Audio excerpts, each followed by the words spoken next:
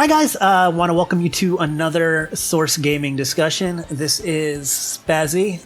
With me today is a special guest, but also, not that special because it's just PushDustIn. Hey guys, it's hey me. Push. Yeah.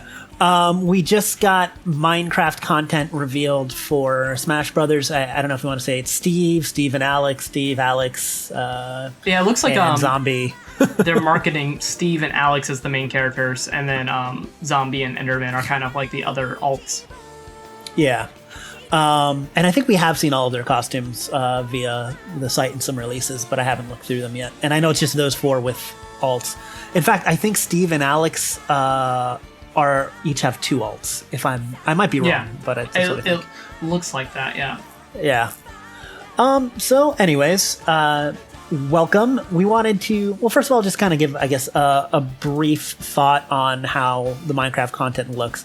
But the main point of this is how we think this will affect the pass going forward. Just kind of our general idea on what the pass might look like, although, really it's anyone's guess. So, yeah, I guess we'll start with that. Push, what did you think of Minecraft and Smash?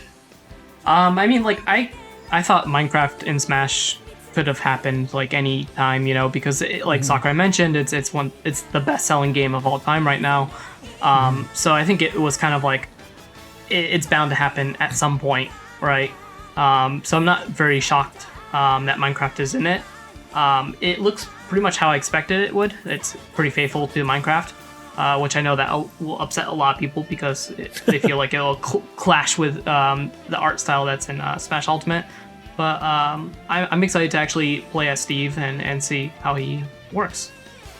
Yeah, me too. I'm not a Minecraft fan. I think I was a little bit older when the game came out. I was already in my 20s. Which doesn't mean that I know plenty of people in my age group that played the game still. But it doesn't have that... and I tried it out once or twice. But it didn't have that same nostalgia pull that it's going to have for some people because kids who played it when it came out are now either in their teens or even in their early 20s. Yeah, it came out 11. Yeah, I was in high school when it came out. Yeah, exactly. So it's funny. It's kind of a nostalgia grab, and it's such a huge series. It's still massively popular. It makes sense why he only did the trailer today because Minecraft Live is Saturday, and if it would be suspicious if there was going to be a Smash event at Minecraft Live. I wonder what that could be. Moveset wise, seems interesting. I like the stage is basically Mario Maker, but or even I guess Tortimer's Island, one of those or Gamer. It's another one of those randomly generated stages, which makes sense because it's Minecraft and it looks interesting. So I'm eager to get my hands on the character and try him out. Wouldn't have been my first choice. I'm not, like I said, I'm not a Minecraft fan, so it's not particularly hype for me. But it's something I get. I 100% get why it's in the game, and it looks like it was implemented well. Yeah. And I have to agree with you when you said that it looks like Minecraft. I feel like a lot of people were bending over backwards, blah, blah, blah. And I'm like, yeah, the animations look like Minecraft because it's Minecraft and Sakurai's good with that.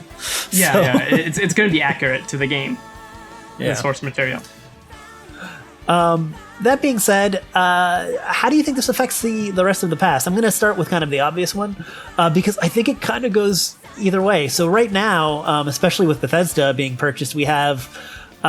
several things in the game that are connected to Microsoft in one way or another. I know MDHR owns Cuphead, but Microsoft still has an interest in that.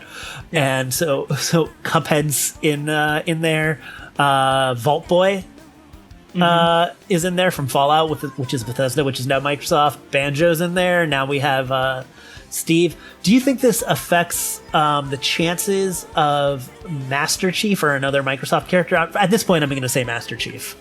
I don't think it goes one way or the other because they're completely different games.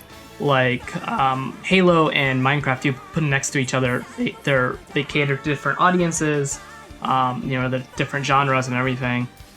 They might as well be made by, they are made by different companies, right? So, yeah, exactly. That's my thought on it. I don't think it really hurts or helps either way. Yeah, the thing about Master Chief is that I feel like his biggest hurdle has always been that he's basically the mascot of a different platform. And this doesn't change that. I guess you could say that it proves that Microsoft and Nintendo just have a great working relationship, but we already know that. Yeah. I don't think it diminishes it because it's a different studio within Microsoft. So it's, even though, like you saw, Mojang was added to the copyrights. It's so different from, even developmentally, because Mojang is kind of just completely in charge of Minecraft.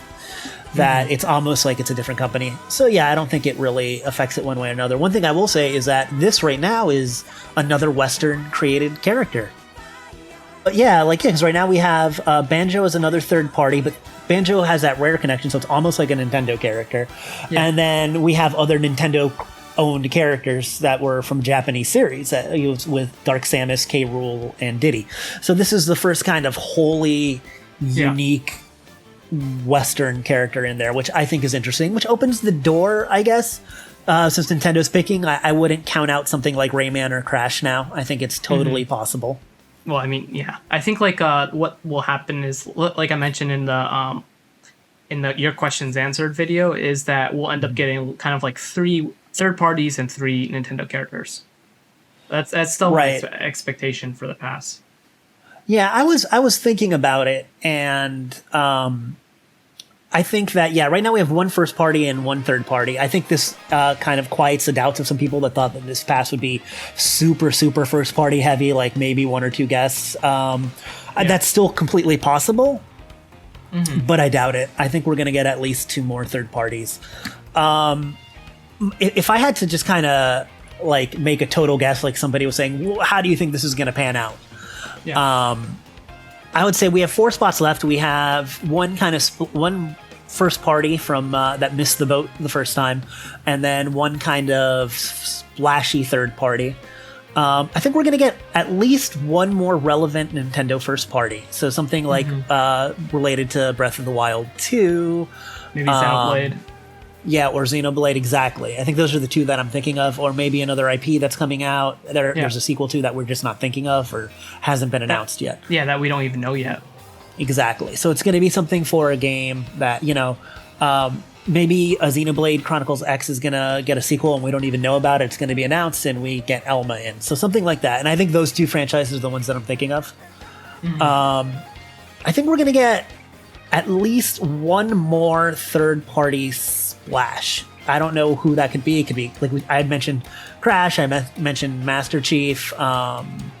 Could be a big one from a Japanese third party like Monster Hunter or Resident Evil. I'm kind of wary on Monster Hunter, but I don't want to get into the specifics of who they are anyways. But I'm saying like that type of character. After that, Steve is like a smash pick because it's a huge series. It has a lot of fans. It's like we mentioned, it has it has history. It has history. It deserves to be in Smash as much as I hate that word deserves. It does. He's kind of like the classic pick for what a third party would be in Smash, to be honest with you. Like, he checks all of the boxes. Legacy, importance, popularity, relationship with Nintendo, like anything that people say that is a factor in a third party being picked. And I'm not saying that a character needs all of these things, but he has all of those things, or they have all of these things. So after that, I would say maybe another first party. One thing I would say for sure is that I think we're going to get 1 more big fan demand. Now, that could fall into a first party or third party. But one of those that, I doubt it's going to be somebody like Dixie Kong or Magalore or Bandana Waddle Dee unless there's a release that coincides, although it could be. I'm thinking more like maybe a Geno. I think Geno's... I don't know if Geno will get in. I think he'll at least be a premium Mii costume, if nothing else. Yeah. But I do think we're going to have a pick that maybe Lloyd Irving would kind of fit into that, or Sora if they want to get crazy. But I think one of the choices is just going to be a long-time Smash request. It's going to be the Banjo of this pass. Yeah, exactly. And I'm wondering if we're going to get a Terry for this pass. And what I mean by that is because Terry... now, Terry is a legacy character that has importance in the industry, but not very popular. I feel like since Nintendo picked these characters and not Sakurai, it was meant to be a relationship building pick. So once again, maybe a Namco character like I just said, Lloyd Irving, he'd fill in both. Ryu Hayabusa, or Ryza, somebody from Tecmo Koei, would definitely fit that bill since Tecmo has been doing so much with Nintendo recently, and they don't have a character in. So somebody from Warriors or DOA. My personal choice obviously is Hayabusa, but I could see just I could see a variety of characters from that company get in. Yeah. And then maybe another first party, somebody that missed the boat. I don't know. The problem is with the miss the boat is the ones that missed the boat before, right, were ARMS and Xenoblade 2. But I feel like ARMS is the only ARMS game, and they're likely thinking about a sequel in the future. So, like, putting a character in that makes sense. There's constantly new Xenoblade games, so I don't know if Rex and Pyra makes sense. They could. I think Xenoblade in general makes sense more than them in particular. Yeah. But so that I'm not expecting another Fire Emblem character, but I think like Xenoblade, or is it Xenoblade or Xenoblade? I think it depends if you're in America or the UK. Okay. So I think like a character from that series just makes a lot of sense, and it's kind of like the promotional character. Like, because with every DLC so far, we've had the last character be kind of a promotional pick.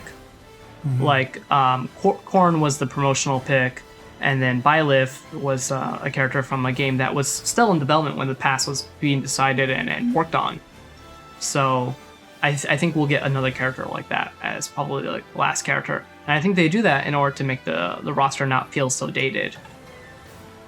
Yeah, I agree. You have Korn and Byleth both kind of... It's a shame because they get a lot of flack for being seen as just the Fire Emblem picks, but they were actually the picks to make the roster feel more up to date. That's literally what they were. It just happened to be that Fire Emblem landed in the perfect space for that. Yeah. Which is unfortunate. I mean, and they're both fine characters. I actually think, I know Korn gets a lot of flack. I actually think Korn is fun to play as. I think Korn is more fun than Byleth, to be honest. I think so too. I know that's not a popular opinion. That's a different discussion. So, any more thoughts on how you think or any comments, I guess, on how I thought it would pan out? What sort of characters are you expecting in? I don't know. Like, it is really up to, we'll see. It's really up to Nintendo, and we'll have to see how this shakes up. I thought it was very funny that I kind of feel bad for Sakurai because I know a lot of people probably in the West didn't watch this, but in the Game Awards, he presented the Designer's Choice Award, and he presented about Baba Is You, and then after that presentation, he kind of complained about presenting to the Game Awards, because he's like, I've been doing this for 11 years, like they need to kind of change the criteria in the way that they decide this Designer's Choice Award, because it's really difficult for me and the other game designers to kind of like pick a game and say like this is the most creative or something like that. And then he's like, he ends it with like saying like I can't do this forever, like we need to find a successor for me. And then like as soon as Sakurai gets off the screen, the announcer is just like, well, thanks Sakurai, we'll see you again next year and the year after that. And I was so like just watching that and then watching this where he's just like, I saw, I think they translated it as like, I told him what I thought, and I was like, yes, I can do it. I just feel like he was so resigned. I feel like Sakurai's just getting pushed around these days. I'm so like upset. That was the funniest thing, because it's not that Sakurai dislikes Minecraft. He's he's played it before. He's written about it. He likes the game. Yeah, he's written about it. It's just obviously a very difficult character to put into Smash. So when Nintendo came, and the guy came and he looked at me over his glasses, and I'm all like, sure, it's magic. I can do this. Whatever. But I guess that goes to prove for people that say that, I mean, he can do it for any character. I feel like, I know moveset variety is important, but I think it's a more, and that's another thing too. I know certain people like to say, oh, but they're choosing them on the characters based on how unique they can be. Well, I don't think so, because I really think that this is Nintendo. So I think moveset, the moveset possibilities kind of come as a second, and Sakurai just thinks of something to make them unique. I really feel like it's kind of that situation. I kind of agree with you, but also I think like if it was truly, truly impossible for Sakurai to add the character, of course, he would say no. Yeah, and I think if somebody came by and it was a character that he didn't think would add anything, yeah, exactly. Like let's say, and there's a character I personally want, but let's say Nintendo said, we want Captain Toad in. And I do think you can make Captain Toad unique, but if Sakurai looked at him and not just that, he's like, I can make this character work, but I don't think it would add to the DLC. I don't think that I think he might say something about it. But I mean, he has said before too, right? That, you know, they've never turned a character down. He hasn't turned a character down yet because of moveset. Yeah. So, although I feel like Heihachi might be one. Like, I don't know, he said it. He said he's looked at. I'm sure if they wanted Heihachi, he would make it work too. Yeah, so it's interesting. Like I said, I think we're at least going to get one more first party. I think at best, and this is, I'm not really basing it on much. I'm just basing it off of the fact that DLC has to sell, and that DLC has to sell. B, it's nice to get people from outside of the Smash fan base interested with something like you said Cloud before, which in your last video, which is 100% true. And also it's a great opportunity to build relationships. Once again, like with Terry, I think they're not gonna they're not gonna just throw those opportunities away. And I think that's why third parties are so heavy involved in DLC, also because it's the best time to do contracts. Yeah, it's the best time to do contracts. And also, Smash Ultimate is supposed to be the ultimate crossover fighting game. Right. And with more series and more characters being added, you're kind of expanding the universes of what's appearing in it. Exactly. Even with first parties, I am 100%, like, I'll go on record as saying this. If there's any first parties, they're either going to be from a brand new IP, or they're going to be from an IP that brings in a new world. Or promotional, like Rex and Pyra. Yeah, but Rex and Pyra bring in a new world. We don't have the world of Xenoblade 2. That's what I mean. Okay. I mean, or with Pokemon, you're going to see Galar and brand new things with them, you know? Mm-hmm. If we do get Breath of the Wild, I doubt it's going to be... the stage would definitely be from Breath of the Wild 2 and from some new areas we haven't seen. So it's going to bring in, because there's a difference between bringing in Dixie Kong and bringing in another similar looking Donkey Kong stage. I know you could do something from Tropical Freeze or something like that. Yeah. But I'm saying there's a difference between that and bringing in, like, even Byleth with a brand new world from Fire Emblem. You know what I mean? So I think it's going to be, whoever they bring in is going to have some hefty new things with them. Yeah, it's at least going to be a new game. Yeah, and I'll put money on right now. I don't know. I'll put money on with one person. We'll do a $10 eShop game or something. No, but seriously, on there being at least two more third parties. I think and once again, I could be wrong, but I would bet that we're gonna see at the most three third parties and 3 first parties. We might even get 4 third parties. I think we're gonna get at least one more first party. Yeah, but. So yeah, I'm gonna say we're gonna get 3 to 4 third parties and 1 to 2 first parties. Mm-hmm. Oh wait, there's 4. I mean, yeah, sorry, there's 6 total. Sorry. Yeah, geez. So yeah, I'm gonna say we're gonna get 2 to 3 third parties and 1 to 2 first parties. That's my breakdown. Does that sound about right to you? Yeah, like I said, I think I'll still stick with the 3 and 3 for now until we see what happens next. Yeah, I think the next character reveal will be an interesting one.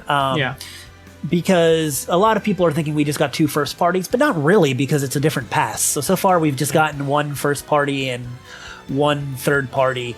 The next character will, it's hard to really say anything's a pattern, because they could do another third party and then finish it all with first parties. But I think if they have another third party or another first party, I think it'll help set the tone for the last reveals after that. You know what I mean? Mm-hmm. The last 3. Okay, I mean, and who knows? It could be completely wrong. Could be all first party, all third party. Could be almost anything. I'm feeling, like I said, I feel like the next one's going to be a fan request, a Gino or something. Could be wrong. Maybe Raymond. But yeah, something like that. Maybe a Lloyd Irving. That's my guess. But we'll have to wait and see, because I think they got their big third party shock, and they got their first party that missed the boat. I think we're looking for some comfort food for the next one. Yeah, this was definitely supposed to be the E3 reveal. Exactly.